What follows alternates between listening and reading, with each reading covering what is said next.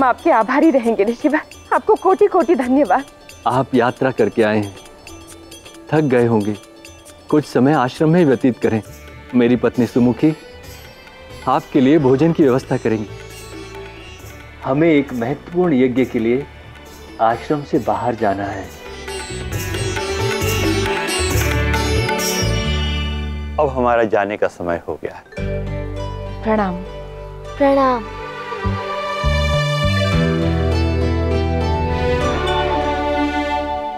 ये हो क्या रहा है छोटे? अब तो हम आश्रम भी आ गए। यहाँ तो कोई बच्चा है ही नहीं। हमारी टोली बढ़ेगी कैसे और किससे? दाऊ अब शीघ्र ही अधीर हो जाते हैं। आपके सभी प्रश्नों का उत्तर मिलेगा।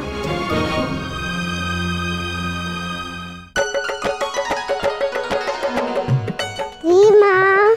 नंदी मुखी, हमारे यहाँ पे अतिथि आए हैं। जी माँ, मुझे पता है, इसलिए तो मैं गुड़ लाई हूँ।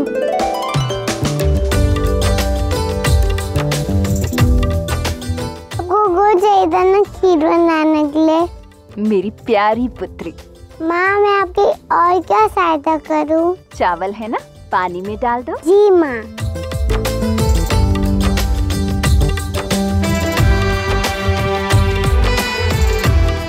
सुमुखी जी।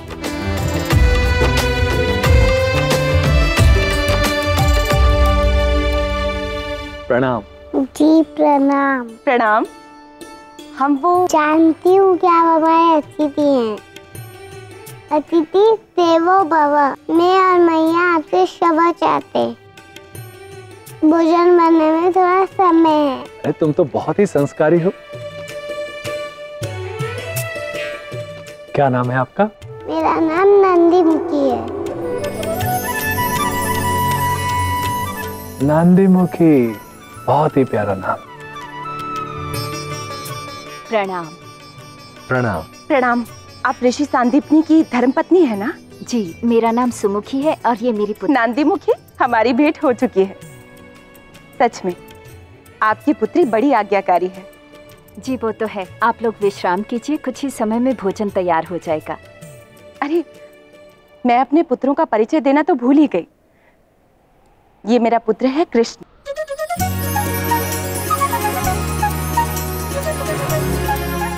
और ये इसका बड़ा भाई बलराम। प्रणाम।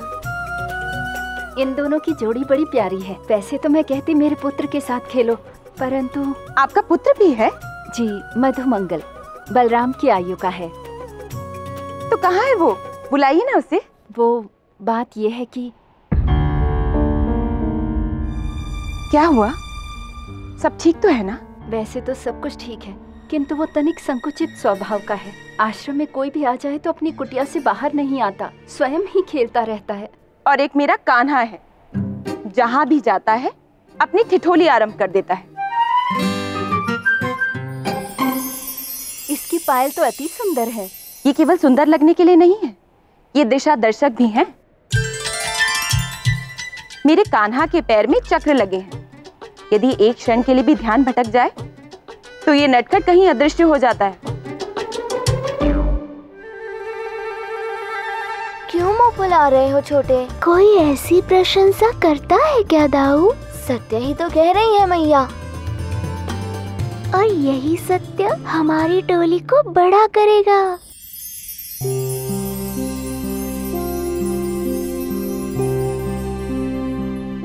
पुत्र मधुमंगल, देखो तो बाहर कौन आया है।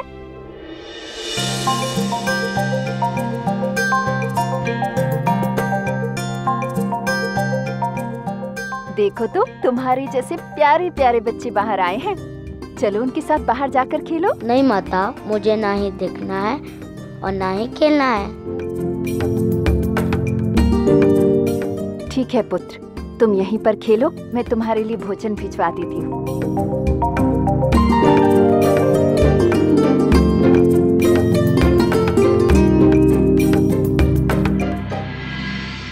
आप दोनों यहाँ गोकुल के तो नहीं लगते।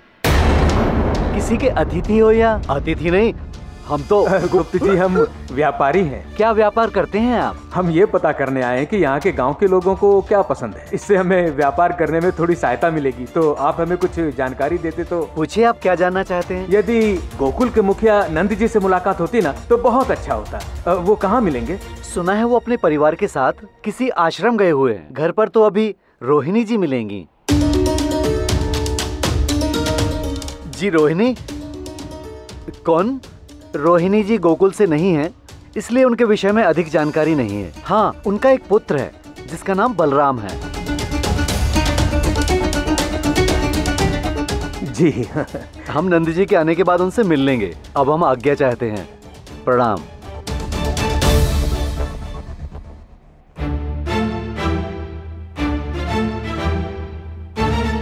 आपको मेरा एक महत्वपूर्ण कार्य करना होगा दाऊ। छोटे, जब तुम कोई महत्वपूर्ण कार्य करते हो तब मैं फंसता हूँ।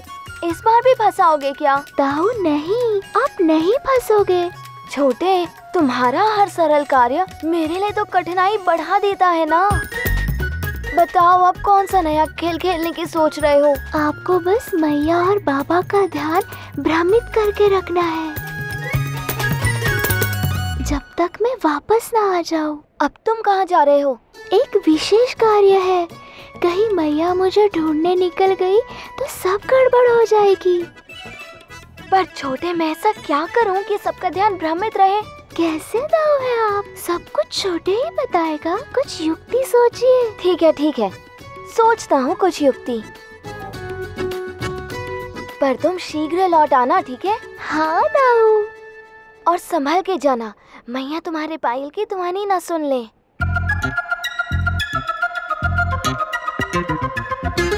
दाऊ, मैं पायल से ध्वनि निकलने ही नहीं दूंगा। अरे संभल के जाना।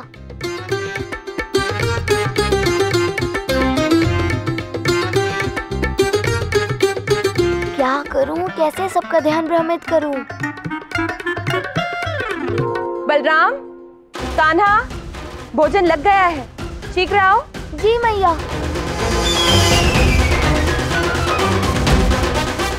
मैया पुकार रही हैं, अब क्या करूं?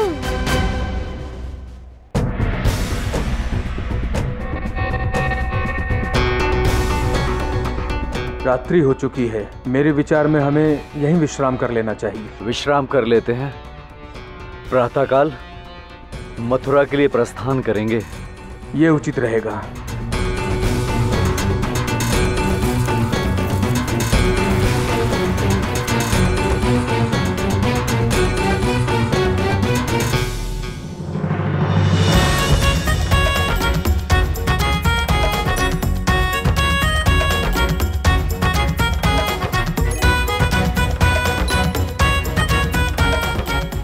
आपने अपने गुप्तचर भेज के अपना खेल खेल लिया मामा श्री। अब मैं भी अपना खेल आरंभ करता हूँ।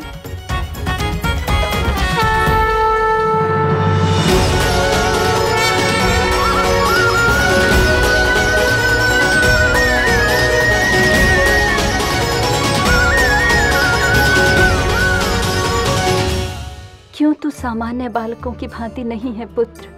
एकांत में रहता है, अपनी आयु के बालकों के साथ क्यों नहीं खेलता? अपनी कुटिया से बाहर नहीं निकलता?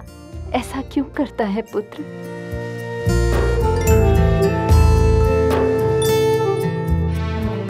मुझे एकांत में ही खुशी मिलती है माता।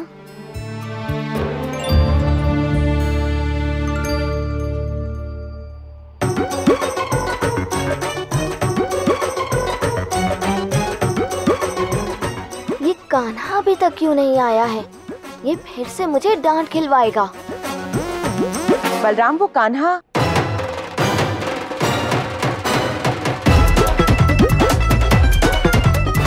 संभाल के खाओ बलराम।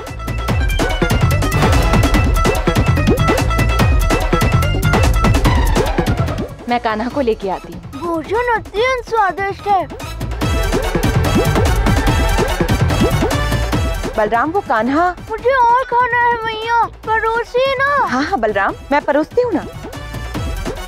अब रहने दीजिए, मैं परोसती हूँ। अच्छा।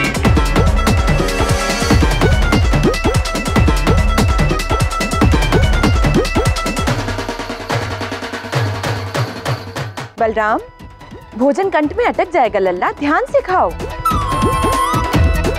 और ये कान्हा, मैया का ध्यान भटकाना होगा। मैया आप ये खीर चखिए। खीर? बलराम, जब भी मैया कान्हा के विषय में तुमसे कुछ पूछते हैं, तुम भोजन की बात क्यों कर रहे हो? हाँ वही तो।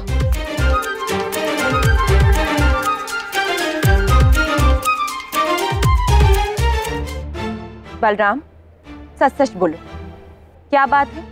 कहाँ है कान्हा?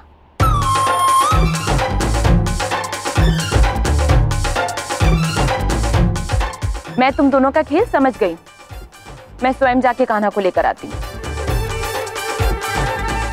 चलिए मैं भी आपके साथ चलती हूँ। अरे नहीं नहीं, आप क्यों चिंता कर रही हैं? इन दोनों भाइयों की ठिठोली मैं भली भांति समझती हूँ। इसमें कैसी चिंता? मुझे भी कान्हा की ठिठोली देखने का सौभाग्य प्राप्त होगा।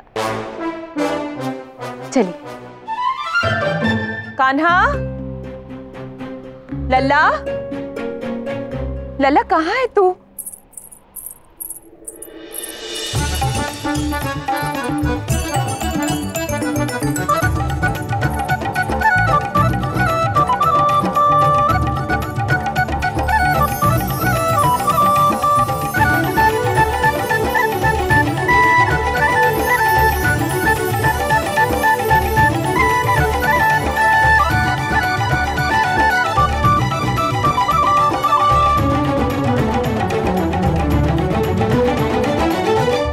आज मैं अत्यंत प्रसन्न हूँ। वर्षों से मेरी इच्छा थी कि मेरा पुत्र मधु इसी तरह से हंसता रहे, किसी के साथ खेलता हुआ देखूं। प्रतीत होता है जैसे मधु मंगल को कान्हा की ही प्रतीक्षा थी।